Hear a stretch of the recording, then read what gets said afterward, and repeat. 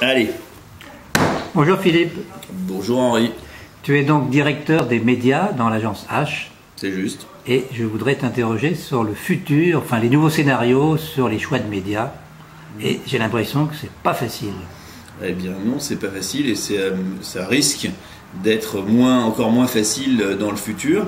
Mais si tu veux bien, on peut regarder un peu ce qui s'est passé. Oui, bien sûr. Avec un premier phénomène qui est la fragmentation de plus en plus importante des médias, et ça dans tous les domaines. C'est-à-dire auparavant, on avait des gros médias, télé, presse, affichage, oui, maintenant... Voilà, on les a toujours d'ailleurs, ouais.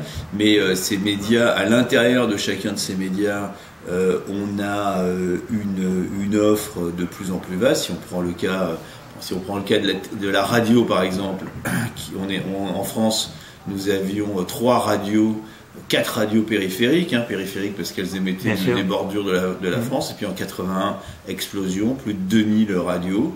On a aujourd'hui 30 ans de recul sur ce phénomène de la radio.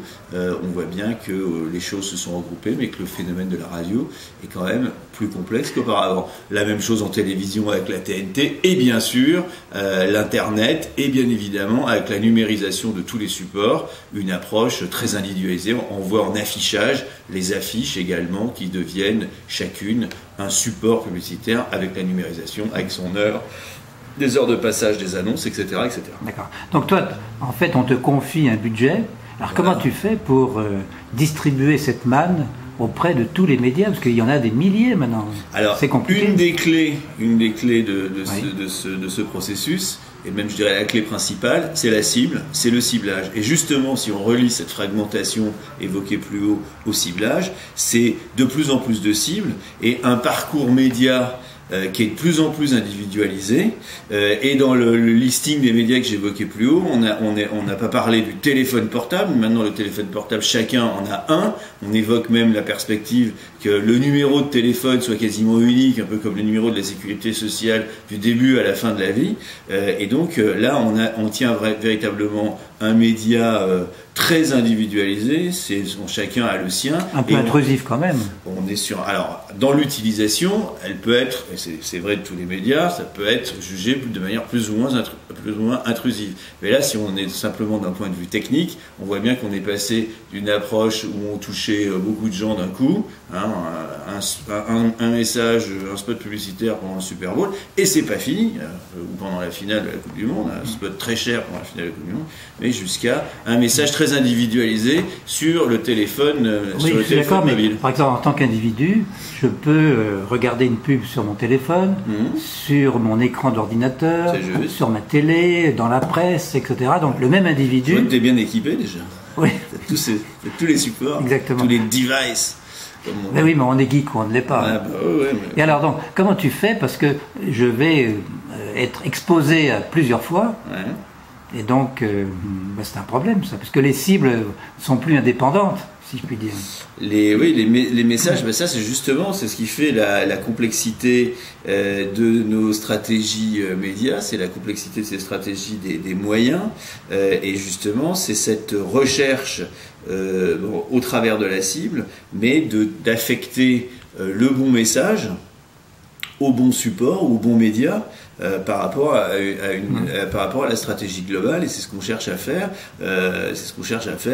Au sein de l'agence, mais c'est ce que cherchent à faire tous les spécialistes médias. Ça donne des stratégies médias de plus en plus compliquées, d'autant que la numérisation, l'individualisation dont on parlait tout à l'heure, est également porteuse de culture du résultat, le fameux ROI, Return on Investment. Et ce retour sur investissement, il se mesure avec l'ère d'Internet, avec le clic, avec les ventes, etc. On est véritablement dans une culture aujourd'hui où on est passé de « on touche tout le monde » on vend à quelques-uns, et ces quelques-uns, on cherche à ce qu'ils soient le plus nombreux possible. La publicité a adopté les gènes du marketing direct qui était la culture du résultat précisément. En effet, on peut le voir comme ça, sachant quand même que la publicité a historiquement été quand même toujours un investissement publicitaire au service du résultat. De l'image d'abord et du résultat ensuite. De l'image et du résultat, mais on va dire que l'ensemble des éléments pouvaient concourir à ce résultat. Moi, ce qui me fait réfléchir aussi, c'est je dirais les répercussions d'un média sur l'autre, en fait les ricochets, parce que je regarde un média, puis une heure après j'en vois un autre, etc. Donc tout ça me donne des impacts. Et qui sont pas anodins, donc c'est difficile à gérer. C'est difficile à gérer. Alors, ce que nous utilisons comme méthode, c'est ce qu'on appelle le parcours média individuel. Oui. Hein, le parcours média individuel, c'est-à-dire qu'on cherche à identifier, comme chantaient les Beatles, a day in the life, c'est-à-dire la vie, une journée moyenne de l'individu. On essaie de tracer, d'identifier comment un individu... C'était une chanson, ça, des Beatles? Ah oui, c'était Day in the Life. Tu peux nous la chantonner, là? Oh, je peux la chanter. I read the news today, oh boy, about a lucky man who made the graves, etc., etc. Mais je laisserai la chanson oui, chantée par les Beatles, c'est quand même mieux. D'ailleurs, une belle reprise de Neil Young. Bon, peu importe. Nous nous éloignons du sujet. Donc le parcours média individuel, on trace l'individu tout au long de sa journée, et enfin on cherche à identifier, et justement dans le taxi qui l'emmène à l'aéroport, sur les écrans de l'aéroport, sur son BlackBerry ou sur son iPhone, dans l'avion, j'ai pris au hasard un homme d'affaires comme toi, un homme d'affaires pressé. Merci, mais après on a ce parcours média individuel de chacune des cibles, et c'est ce qui fait que la stratégie des moyens, la stratégie média, la stratégie des moyens est au cœur aujourd'hui du processus publicitaire et permet véritablement de développer donc des stratégies très intéressantes, individu par individu ou groupe d'individus par groupe d'individus, et de leur délivrer des messages. Sur la table, là, parce que tu me fais vibrer. Leur délivrer des messages spécifiques. Mais justement, c'est un peu notre métier de faire vibrer les cibles. Alors, avec tout ce que tu nous racontes, tu deviens quelqu'un de plus en plus important dans l'agence. Oh, là, peu importe. Je pense que le publicitaire a dans ses gènes, parce que tu parlais tout à l'heure de l'importance, a eu toujours dans ses gènes cette approche. Hein. Moi, j'ai démarré ma carrière chez Publicis. Marcel Bleustein-Blanchet, il était aussi patron de radio. Il avait très vite investi dans la presse, dans les médias de son temps. Donc, le publicitaire et justement, enfin, les médias et publicitaires, c'est une histoire, je dirais, d'amour ininterrompu. Donc, si tu avais un message à nous délivrer, oui, pour 2012, mais fin 2012 c'est demain, donc pour les années qui viennent, toi tu vas travailler sur quoi plus précisément? Moi on travaille déjà à l'identification justement de ces groupes d'individus, de ces cibles, pour que les marques qui nous font confiance, et elles sont nombreuses, on le comprend, et pour que les marques qui nous font confiance puissent avoir des approches vraiment individuelles et ciblées pour leur stratégie média. Okay. Je vais te poser une dernière question.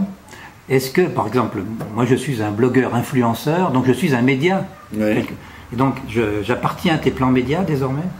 Les blogueurs influenceurs, on les identifie. Alors, on a parfois du mal à les pénétrer, leur... évidemment, parce qu'ils sont libres, ils sont libres de dire ce qu'ils veulent. Mais c'est bien, chacun est libre de dire ce qu'il veut, chacun effectivement est en quelque sorte un média, hein, avec le web 2.0, comme on l'a appelé. Donc, je dirais que le blogueur influenceur, c'est chacun, c'est la vox populi, c'est l'individu qui s'exprime dans la cité et c'est d'ailleurs la genèse de la publicité, rendre public vox dans la cité. Vox Dei. Vox Dei en quelque sorte. Oui. Écoute, c'est une conclusion formidable. Oui, voilà, nous sommes tous des dieux. Merci Philippe et à bientôt. Salut.